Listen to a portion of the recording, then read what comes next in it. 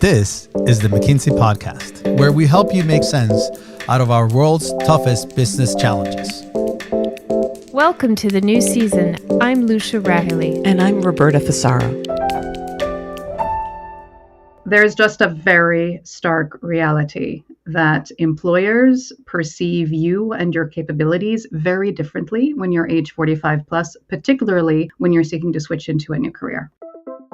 And the perception is that older workers are less capable than younger ones. You just heard Mona Mourshed. She's the founder and CEO of Generation, a nonprofit organization that provides free job training, placement, and support to people in need. In a moment, we'll hear about Generation's new study of the job market for mid-career workers in 7 countries. Also, why it's advantageous for leaders to hire, retain, and retrain this cohort of employees. Mona, thanks for joining us today. Thank you. The findings in your new report suggest that people in this cohort are struggling, particularly those looking for entry-level or intermediate positions. What's the employment situation for older workers in the United States and elsewhere? So when you look at the long-term unemployed across OECD countries, what you find is that 40 to 70% of them are age 45, age 50 plus. The reality is that once you hit a certain age, it becomes much harder for you to be employed. When we surveyed people who are age 45 plus across 7 countries, 63% had been unemployed for more than a year versus 36% for those who were age 18 to 34. So there's just a very stark reality that employers perceive you and your capabilities very differently when you're age 45 plus, particularly when you're seeking to switch into a new career. When this cohort struggles or faces these challenges, how does that affect the global economy? How does that affect society? What are the impacts of this form of ageism, if we want to call it that? So we should absolutely call it that. When you look at what will happen from the year 2050, you'll find that 4 in 10 people are actually age 50 plus. This cohort is the most educated, has the best healthcare outcomes of any other time for this age cohort in history. For the world to not be able to take advantage of the productivity of this population, of the expertise of this population is tragic, let alone what it means for their own personal lives if they're unable to have opportunity and have financial independence. Yeah, we mentioned the term ageism. One of the more interesting, paradoxical findings from the report, I think, is what hiring managers are saying about older workers and the fact that they view older workers as being less valuable as hires, and yet they speak very highly of those older workers who are currently in their organizations. What's that all about? How can those two perspectives exist simultaneously? Yes, that was one of the most strident findings in our research. We asked hiring managers what are their perceptions of job candidates in different age brackets. So the 18 to 34, the 35 to 44, and the 45 plus. And what happened is that hiring managers, and this is now across sector, across 7 countries, consistently would say that only about 15 to 18% of the age 45 plus candidates that they saw did they perceive to be an actual fit for the roles for which they were hiring. So then we said, okay, now for those age 45 plus that happened to be hired, somehow managed to get through, what's their performance on the job? It turns out 87% of those individuals are performing as well, if not better, than their younger peers. And 90% of them are viewed as having as long retention potential, if not more so, than their younger peers. That right there is the definition of bias. It's when you see exceptions to your perceptions, but yet the bias prevails. And that is tragic. And what was also quite stark was that this perception bias was absolutely universal across all 7 countries in our sample. See, I find that point, again, fascinating. I guess I would have assumed that there would be industry-specific factors, cultural factors, geographic factors that come into play, but the findings were consistent. Absolutely consistent, and the same magnitude as well. So it wasn't just that it was higher or lower, but it was the exact same magnitude. This to me is one of the great tragedies of what we're seeing. And this is why, I was joking a bit earlier when I said, we should call it age. We are absolutely seeing ageism. Thinking about the generation report, what are some interventions that leaders can take to bring the 45 plus worker into the fold, not just bringing newer employees in, but also retaining, retraining existing older workers? So as is the case with any ism, this is something that takes decades to be able to work through. We did identify a set of interventions. So in particular, it begins first with just simply understanding, if you're an employer, what is the actual performance of different demographics that you have in your company? And then ensuring that at the hiring manager level, that fact base is also well understood. When an interview is done through a traditional CV screen, many of the age 45 plus just automatically are getting screened out because they're not fitting the type or they're not fitting the algorithm, which is currently being used. So demonstration-based interviews is the second thing that we would really pinpoint. When you use demonstration-based interviews, and whether that is sharing the portfolio that graduates have created or having them demonstrate the job task in some way instead of sitting across the table and talking about their experience, which often in some cases, if they're shifted to a new profession, they don't have relevant job experience. That's absolutely critical. In many cases, when you're switching careers, by definition, the algorithm that's currently being used in the recruiting process is often not going to find the trigger words that it's looking for, because by your nature, you have a different profile. But that doesn't mean that you can't do the role. The third thing is just simply being very clear about language. We would often find words like, is this candidate agile enough? Is this candidate going to fit in with our culture? Is this candidate going to be savvy, right? And these are all really trigger words, which are different ways of saying this person is too old to be able to understand technology or to be able to do this or to do that. Those are biases. Those are perceptions. Find ways to test it instead of assuming it. There was another point in the generation research discussing the importance of training and the fact that a large percentage of mid-career workers need training, but many are reluctant to enroll in classes or to move forward with that training. Can you talk a little bit about that? Why is that? People make decisions for very rational reasons. And so when you look at who said no, 70% are struggling to make financial ends meet. About 60% had a secondary school education alone. A significant share had been unemployed for at least a year. So you take those things together, and what that says is that, one, for many of them, education was not a great experience. So the traditional K-12 education failed them in many ways. And so they're not rushing to go back into an experience that from their perspective was negative. Second, they need to be able to feed their families. And so one of the questions that we had asked is, if you had a living stipend during the training, how would that change your perspective of engaging? And 40% said that it would. They also have concerns about, is it worth it? Is this worth my time? So if I put in the effort and am in a training for X number of months, what's the ROI of that? And so we found that 60% said that if there was a job interview or a job guarantee, then they would partake.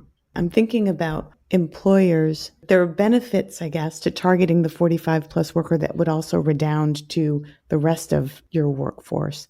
I'm imagining that's the case. Is that so, or? The reality is that we must embrace an intergenerational workplace. The demographics are as such.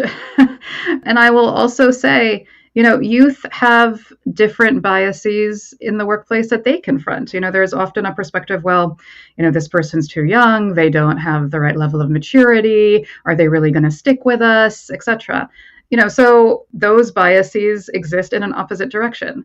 Those who are age 45 plus also have a set of biases, which we just discussed. Frankly, in many ways, our youth and our mid-careers need to be able to work together in a much more integrated way to be able to change the workplace context, because no employer is going to be able to get the best out of their talent unless both youth and mid-careers are successfully working side by side with each other. I wonder if you could talk a little bit about sort of the impact of automation and how that might have been, part of the findings, or what role that played within the research.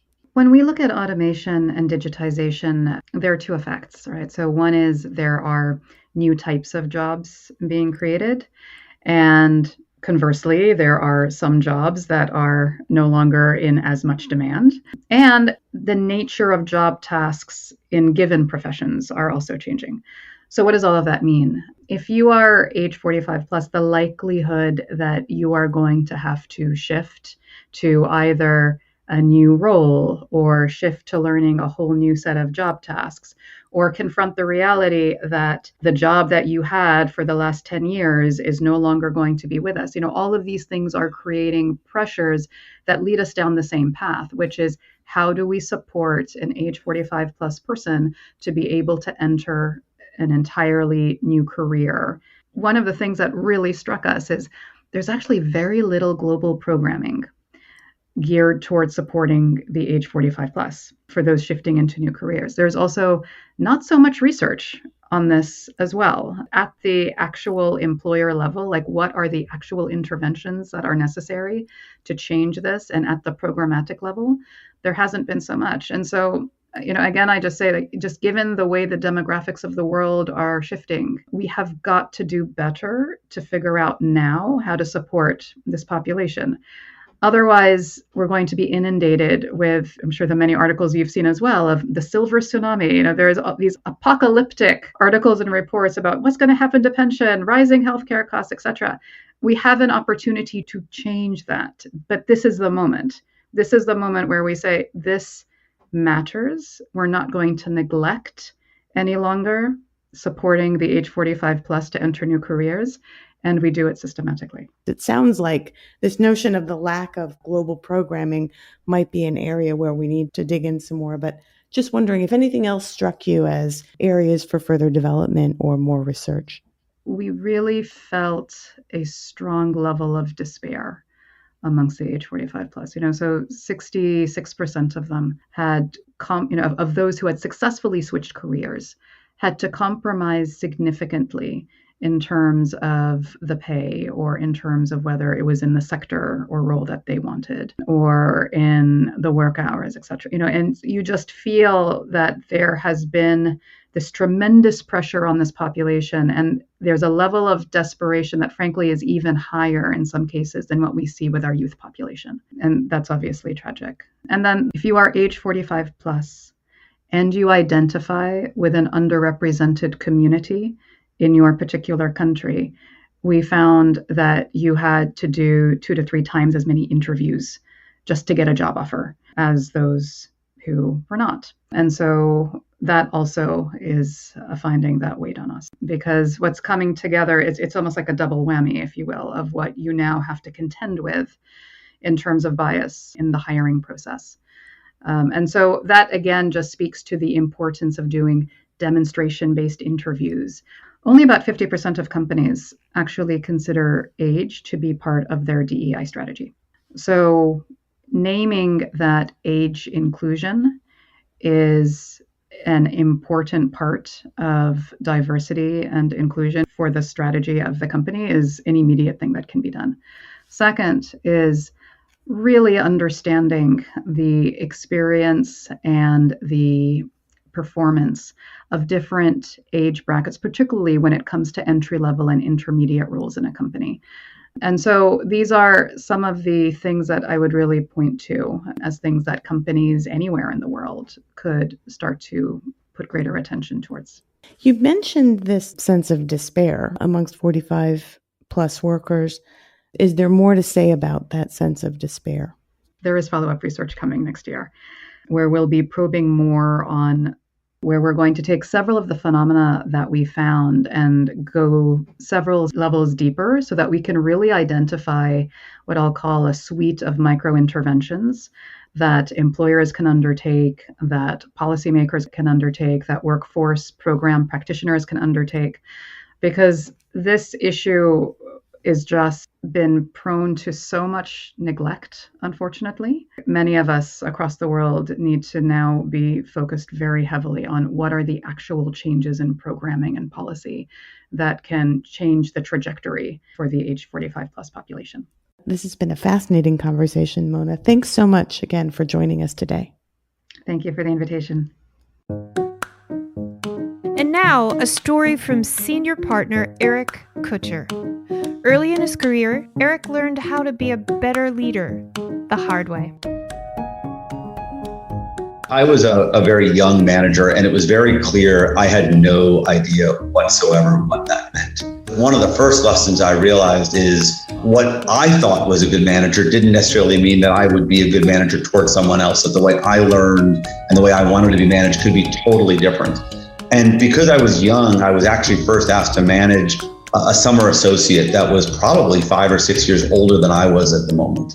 You know, what I had observed and seen and had worked for me was one of those things where it was a bit like when I would go to our managers, and I would go almost as if I was a student to a teacher, and I'd sort of present my work for the day, and they would sit down and go through it, and they'd hand it back to me with a series of questions, and maybe if there was something that was worthy of a discussion, they would do, but there were a bunch of edits, and I loved it. It was a way of mixing it up. It was a way for me to learn, to see the types of things that I should have asked myself, and I kind of learned from those markups.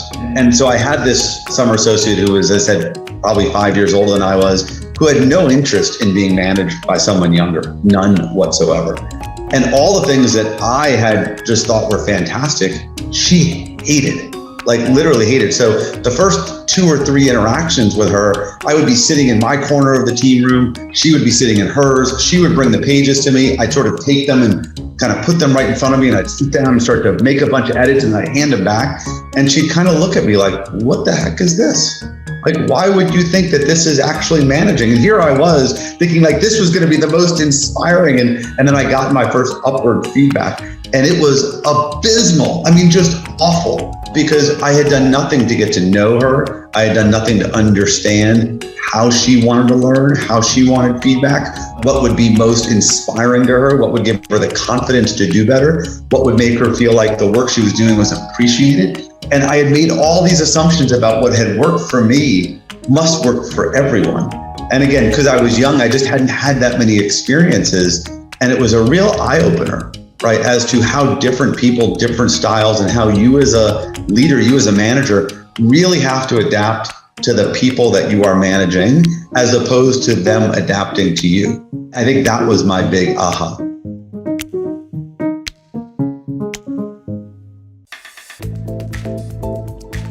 Thanks so much for listening to the McKinsey podcast. I'm Lucia Rahilly. And I'm Roberta Fusaro. Find us on McKinsey.com. We'll have a transcript of this episode up shortly. And check out the McKinsey Insights app, where you can find this podcast and other helpful content updated daily. And if you would, we'd love for you to leave a rating and a review. We'll see you in 2 weeks.